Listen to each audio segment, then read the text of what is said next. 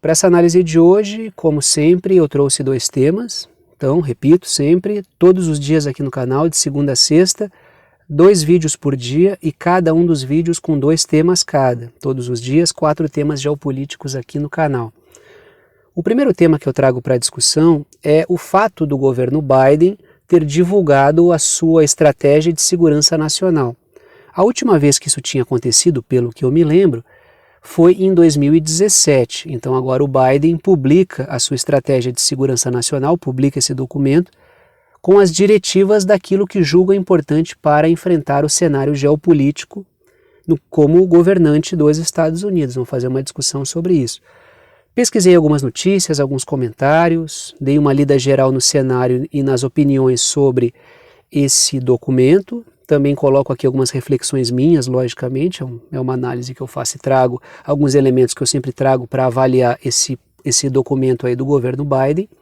E como não poderia deixar de ser, eu tinha que dar uma olhadinha no Atlantic Council, que é um centro de estudos da OTAN, para ver o que o pessoal disse sobre esse plano, sobre essa estratégia de segurança nacional do Biden.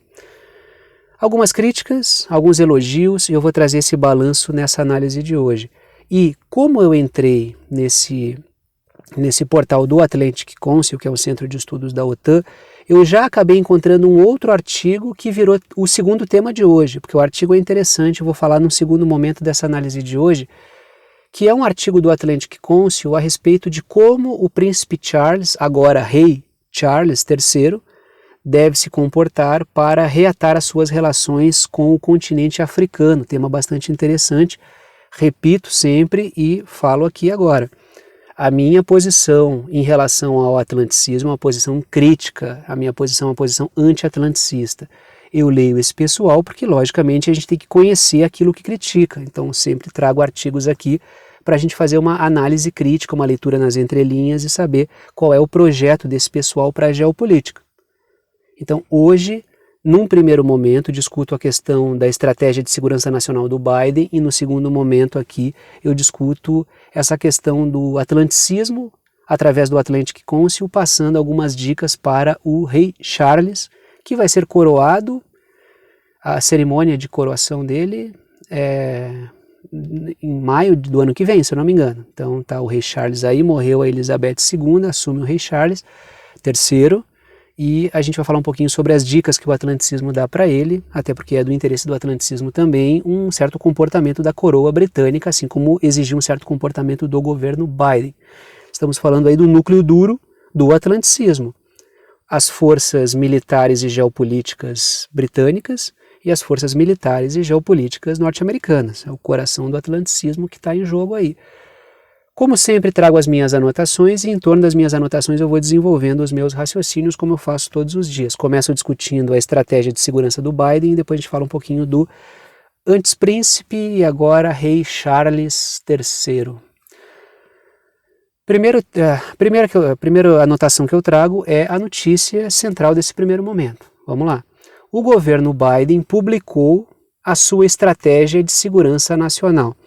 O que aparece ali? Para quem acompanha aqui o canal e as discussões geopolíticas que a gente faz e vai dar uma olhada nas diretivas do que aparece nessa estratégia de segurança nacional do Biden, não vai se surpreender com nada, não vai ter nada surpreendente ali. A gente tem discutido justamente os elementos centrais que norteiam essa estratégia de segurança nacional. Primeiro, fica muito evidente aí que há um projeto de consolidação de 2 bolhas comerciais e geopolíticas. Isso está evidente no projeto. As diretivas visam o quê? Ou vocês estão com nós ou estão contra nós. E a gente vai trabalhar da maneira mais dedicada possível para que possamos criar um nível de obediência para dentro da nossa bolha atlanticista e um nível de caos para fora da nossa bolha atlanticista. Então, isso está evidente nesse projeto. Então, aquilo que a gente costuma discutir aqui no canal está totalmente no caminho quando se trata de sim, medir o pulso do comportamento geopolítico norte-americano, porque está ali isso se encontra ali. Outro ponto que aparece ali e que a gente também discute é a narrativa utilizada para conseguir promover esse nós contra eles que o governo norte-americano está propondo, que é a narrativa do Democracias, liberdade, a democracia liberal, a liberdade de expressão e blá blá blá. A gente já conhece isso, discutimos direto aqui no canal essa questão desse trololó atlanticista. Democracias liberais versus, ou melhor, contra autocracias. Autocracia é todo tipo de regime político que os Estados Unidos não reconhecem como legítimo. E quais são os regimes que eles não reconhecem como legítimos? Aqueles sobre os quais eles não têm um alto nível de interferência, um alto nível de influência. Qual é o topo da cadeia alimentar dos autocratas? Rússia e China. Mas ali também está o governo iraniano, ali também está o governo da Coreia do Norte, ali também está o governo da Venezuela, ali também está o governo da Nicarágua, ali também está o regime cubano. Então, todos os governos, todos os regimes políticos sobre os quais eles não têm controle é um regime autocrático. Aqueles que estão saindo da órbita para buscar mais autonomia, mais soberania, sair do garrote norte-americano, eles colocam uma espécie de... eles dão um cartão amarelo, então estão caminhando para regimes autocráticos. Democracia é aquilo que eu consigo comandar para os Estados Unidos. Autocracias é aquilo sobre o qual eu não tenho controle. Essa é a gramática utilizada pelos norte-americanos para avaliar a situação global, essa é a expressão, é a linguagem utilizada pelos Estados Unidos, e isso aparece também nesse documento. Não é nenhuma novidade para quem acompanha aqui o canal, ou o que não acompanha o canal e está ligado no que está acontecendo aí na geopolítica. Trago uma segunda anotação, trago mais uma reflexão. O Joe Biden assume o governo, então essa é a segunda anotação que eu trago, que é uma reflexão. O Joe Biden assumiu o governo com a promessa de reduzir a polarização interna, ou seja, a polarização nos Estados Unidos, e a polarização global, que é a polarização no nível geopolítico. Quando a gente olha a realidade, aquela coisa de, tipo aquele meme, expectativa versus realidade, a gente vê expectativa, reduzir a divisão interna dos Estados Unidos, em boa medida alimentada pelos democratas, para criarem a sensação de que o Biden seria um reunificador da nação, uma grande bobagem, dadas todas as condições que a gente está vendo no cenário político norte-americano, e externamente reduzir o nível de tensão com a China, com o Irã, com a Rússia, e com a Rússia principalmente, e numa segunda camada com a Coreia do Norte, e com Cuba, e com a Venezuela, mas sobretudo conseguir reduzir a tensão com a China, com a Rússia e com o Irã. Se houvesse essa redução de tensão, isso ajustaria outras situações pelo mundo. Quando a gente observa a realidade, o que a gente vê? Dentro dos Estados Unidos, um aumento da polarização política ao nível de continuar em vias de rasgar o tecido social. A polarização não reduziu, ela aumentou, inclusive, ao ponto do governo dos Estados Unidos estar criminalizando vários setores políticos hoje, lá dentro, transformando com lei antiterrorismo doméstico para criminalizar partes da sociedade dos Estados Unidos. Não reduziu a polarização interna. E externamente eu não preciso nem dizer para vocês, quem acompanha o canal aqui está vendo que a situação da geopolítica, a tensão geopolítica aumentou muito, como nós sempre dissemos que aconteceria. Desde o primeiro momento do governo Biden, e eu discuti aqui no canal a estruturação dos gabinetes de governo do Biden, eu falei. O caminho que isso está tomando é um caminho de aumentar a tensão global. Os democratas não serão uma resposta civilizatória depois das trevas trumpistas, que teve aquele discurso de civilização versus barbárie. Não foi assim que aconteceu. A situação piorou. E isso era esperado, tanto é que nós temos discutido isso aqui desde o primeiro momento do governo Biden. Então, expectativa, reduzir a tensão interna e externa. Realidade aumentou, tanto interna quanto externamente. Trago mais uma reflexão. Os objetivos dessa estratégia de segurança nacional são, isso aparece nos objetivos, constranger a Rússia, tentar manter a Rússia, evitar que a Rússia ganhe projeção geopolítica, e também competir com a China, colocando a China num patamar mais alto. Por que colocando a China num patamar mais alto, muito embora esteja num conflito semidireto com a Rússia? Semidireto porque utiliza a Ucrânia como bucha de canhão. Então, se fosse direto, seria a OTAN contra a Rússia, mas não há esse confronto declarado diretamente. Embora estejam num confronto semidireto com a Rússia, usando a Ucrânia como bucha de canhão, o adversário, dentro desse projeto, dessa estratégia de segurança nacional, o adversário maior é a China, porque a China reúne condições econômicas, militares, estratégicas, geopolíticas, de população, reúne condições para botar em risco a ordem econômica e geopolítica comandada pelo atlanticismo hoje. O que significa que a China pode inverter a ordem geopolítica hoje e ela tem condições para isso. Se não reúne todas as condições agora, com o tempo poderá reunir. Então ela tem certas características que habilitam a China a ser uma potência hegemônica, não é hegemônica no curto prazo, no médio prazo, mas habilita a China para ter habilita a China para colocar esse tipo de medo nos Estados Unidos. Tanto é que nós temos dois padrões de quarta revolução industrial que estão colocados. Um padrão é o padrão do Great Reset, um padrão do grande reinício do Fórum Econômico Mundial, com aquele sistema de governança social e ambiental, com as redes de digitalização, com o metaverso, essa quarta revolução baseada na biologia sintética, na inteligência artificial, em moedas digitais. E contra essa sistemática, a gente tem a nova Rota da Seda da China, que rivaliza com isso. Então, existem dois modelos que estão colocados aí. E isso rivaliza diretamente com os Estados Unidos, porque isso rivaliza diretamente com os interesses das oligarquias financeiras transnacionais atlanticistas. A China, dentro dessa perspectiva, é um adversário muito mais complicado, porque reúne muito mais condições econômicas, técnicas, tecnológicas, militares para ser um problema para os Estados Unidos, e também é um país que detém armamento nuclear, sempre lembrando, e com um desenvolvimento constante de tecnologia militar, com projetos espaciais, com uma inteligência artificial, com projetos de inteligência artificial que estão avançando muito velozmente, tanto é que os Estados Unidos estão promovendo sanções para dificultar isso, de forma que existe sim um medo, um receio enorme em relação ao crescimento que a China teve nas últimas décadas. Trago mais uma reflexão. O documento prevê cooperação com países amigáveis e agressão contra países não alinhados, que é uma coisa que a gente tem discutido aqui.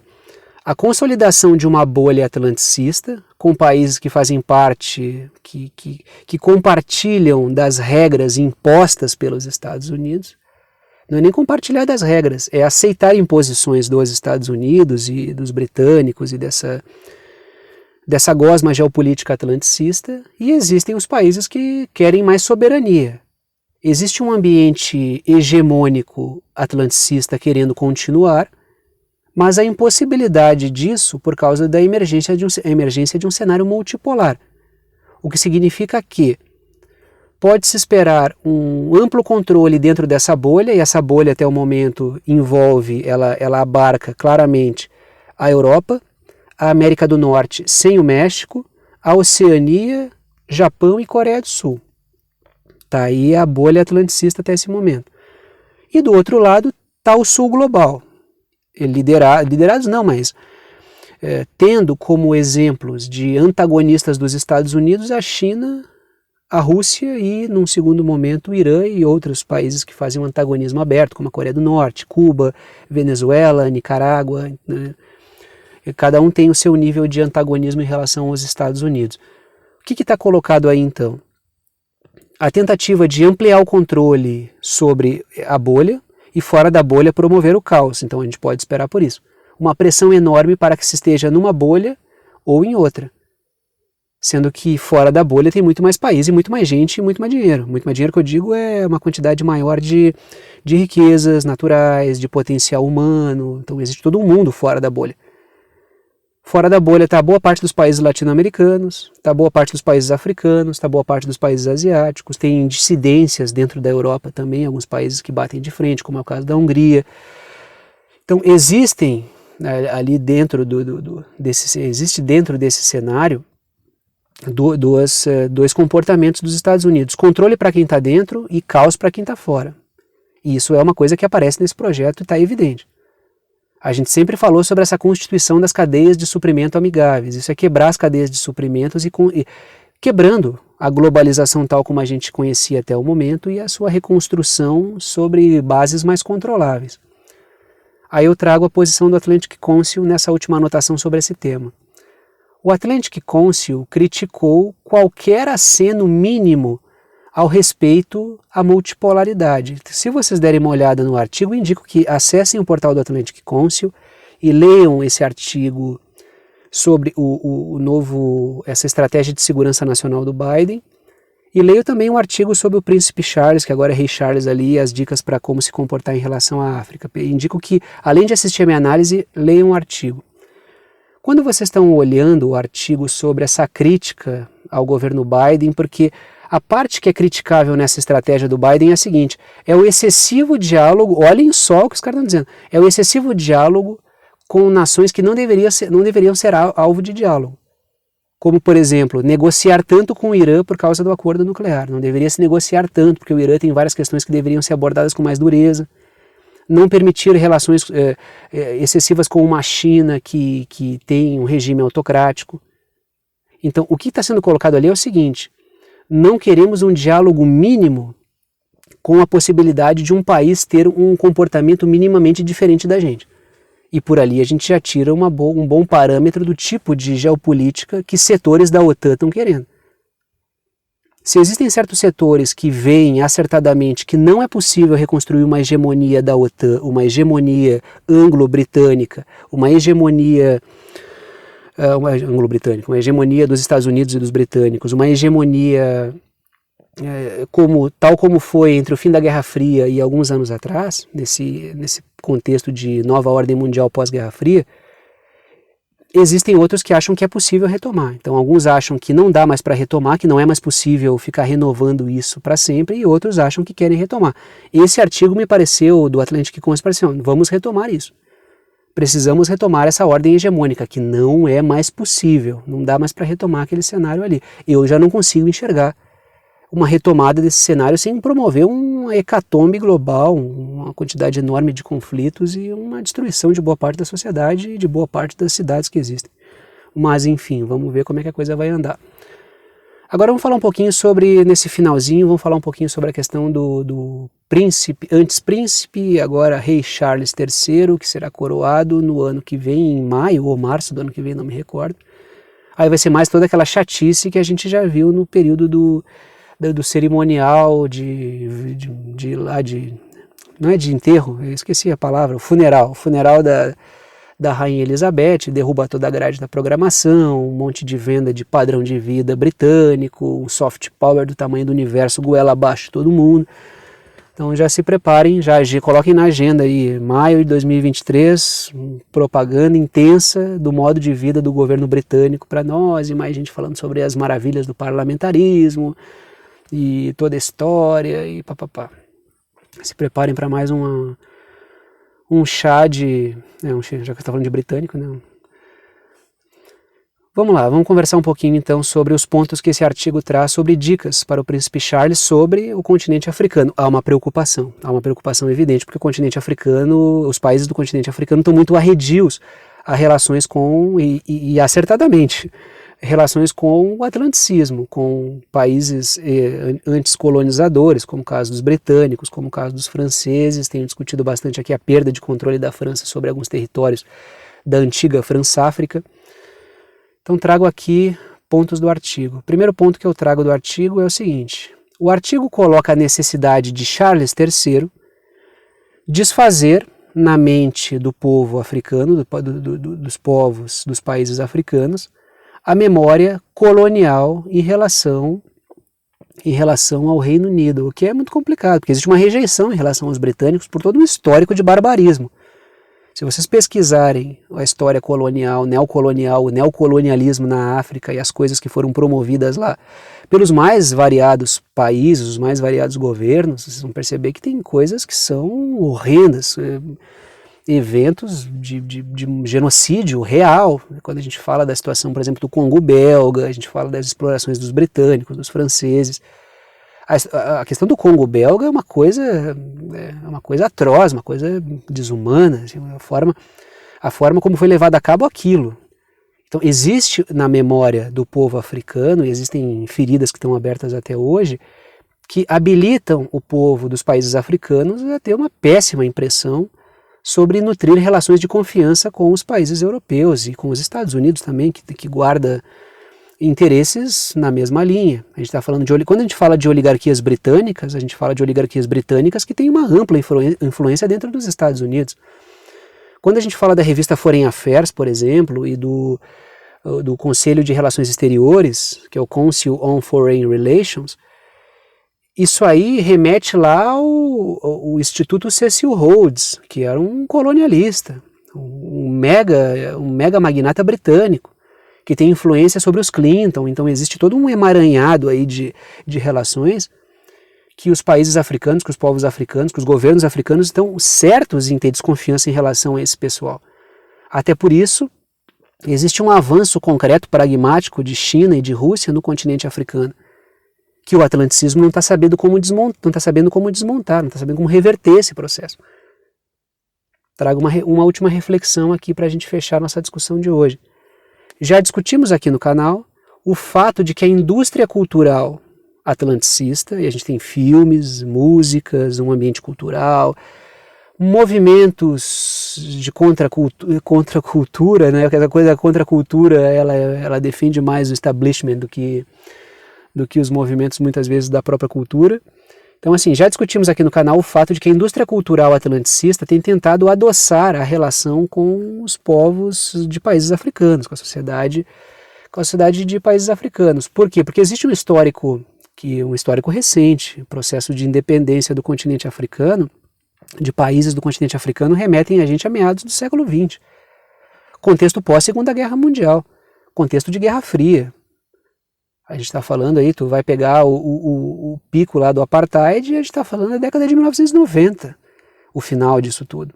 O processo de uma libertação do Mandela, todo aquele processo ali que aconteceu. Então são elementos vivos na memória do povo africano, do povo dos países africanos, e isso tu não apaga de uma hora para outra.